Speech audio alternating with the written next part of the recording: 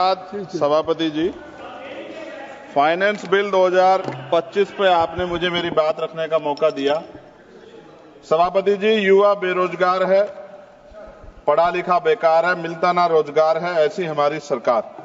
Sir, मैं अपनी बात को शुरू करते हुए मेरे मन में कुछ पीड़ाएं हैं, वो आपके सामने क्योंकि चेयर से ही कह सकते हैं। सर, बलिया की बेटी प्रिया चौहान जिसका शव सर पेड़ पे लटका मिला, तकलीफ दे है। सर, काशी हिंदू विश्वविद्यालय में पीएचडी के प्रवेश परीक्षा शिवम सोनकर को के साथ न्याय नहीं हो रहा है। सर, वो प्रवेश परीक्षा के लिए आंदोलन कर रहा है। संत कबीर नगर में राजभर समाज के घर जला दिए गए।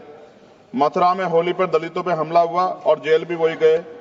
गोरखपुर में एक 13 साल के लड़के को मार दिया। आज उसके परिवार से बात हुई, उसकी मां तड़प रही थी। सर, और बिहार में मौलाना फिरोज को पुलिस ने पीटा। अब मैं सर अब बजट पे आता हूं। निजीकरण से आरक्षित वर्गों के लिए नौकरी के अवसर कम हो रहे हैं। सर, सरकार बताए कि राष्ट्रीय संपत्ति को बेचकर पूंजीपतियों को फायदा पहुंचाने की नीति कब बदलेगी।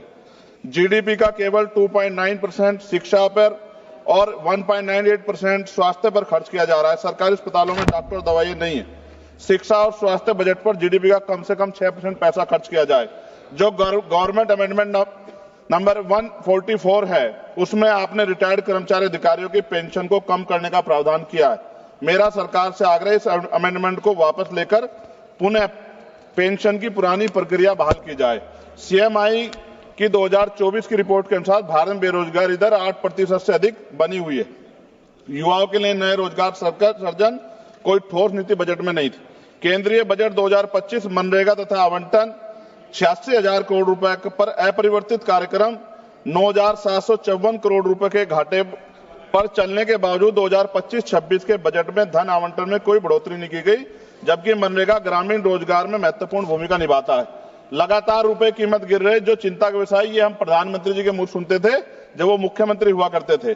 प्राय देखने में आता है किसान अपने ऋण के कारण आत्महत्या कर रहे हैं और सरकार उनके ऋण माफ नहीं कर रही, जबकि दूसरे बड़े उद्योगपति और कंपनियों का ऋण माफ किया जा रहा है। यह निंदनीय है। सरकार को किसानों की ओर ध्यान देना चाहिए, उनका ऋण माफ करना चाहिए।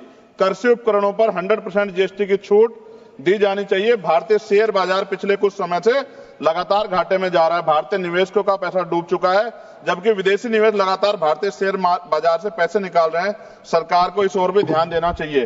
कोई भी कर्मचारी अपने कुल वेतन पर वर्ष के अंत में टैक्स चुकाता है, परंतु उसके बाद भी खरीदी गई वस्तु पर कर देना पड़ता है। इस प्रकार के दोहरे कराधान से उसकी आर्थिक अक्षति होती है। ये गलत है। सर, जब कोई आम आदमी कोई वाहन खरीदता है तो उसे जीएसटी सहित कई तरह के कर चुकाने पड़ते हैं, लेकिन जब वह उस वाहन को सड़क पर ले जाता है तो पुनः कर देना पड़ता है, जिससे आम आदमी की जेब पर सीधा असर पड़ता है।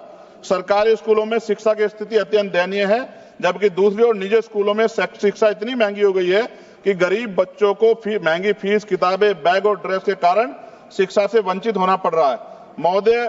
महोदया, निजी स्कूलों की कालाबाजारी बंद होनी चाहिए और शिक्षा इतनी सस्ती होनी चाहिए कि हर व्यक्ति तक पहुंच सके, और प्राइवेट स्कूलों पे कैप हो कि वो ज्यादा फीस ना ले सकें। साथ साथ उत्तर प्रदेश में, जी खत्म करूंगा, उत्तर प्रदेश और अन्य राज्यों में मानव तस्करी, आप तो सभापति जी खुद महिला है, ये मामला आप गंभीरता से सुनना, मेरी ये बहुत बड़ी चिंता है। उत्तर प्रदेश और अन्य राज्यों में मानव तस्करी के संगठित गिरोह सक्रिय हैं। जैसे उत्तर प्रदेश के सोनभद्र से अन्य राज्यों में लड़कियों को बेचा जा रहा है। राजस्थान में लीज पर बेटियों को बेचा जा रहा है। बेटियों के खरीद फरोख्त के मामले सामने आए, लेकिन सरकार कोई ठोस कदम नहीं उठा रही। सरकार बताए कि मानव तस्करी रोकने के लिए बजट में विशेष प्रावधान क्यों नहीं किया गया। महिला सुरक्षा के लिए Nirbhaya fund, last page, Nirbhaya fund को पूरी राशि खर्च क्यों नहीं की जा रही है। फंड तो बना दिया निर्भया के नाम से, लेकिन खर्च नहीं करे। बेटियों की बिक्री रोकने के लिए राष्ट्रीय टास्क फोर्स का गठन किया जाना चाहिए। सभापति जी, ये मेरे हाथ में कटिंग है जिसमें लिखा है कि लीज पर बिक रही हैं बेटियां, कर्ज उतारने माता पिता भेज रहे हैं। एक इंपोर्टेंट ये है मैं पढ़ने के लिए, 8 साल की बच्ची 3.5 लाख में 3 साल की लीज पर दी गई, हर दिन में 5 से 10 बार दुष्कर्म। ये झालावाड़ राजस्थान की है। ये भारत है, ऐसा भारत जहां बेटियों को बेचा जाए, लीज पे दिया जाए और सरकार हाथ पे हाथ रखे तमाशा देखे, ये अच्छा नहीं है। अंत में न्यायपालिका में SC, ST, OBC व अल्पसंख्यकों की संख्या बढ़ाने पर सरकार क्या कर रही है, इन्हीं सब बातों के साथ मैं अपनी बात को खत्म करता हूं। जय भीम, जय भारत। आपका बहुत बहुत धन्यवाद।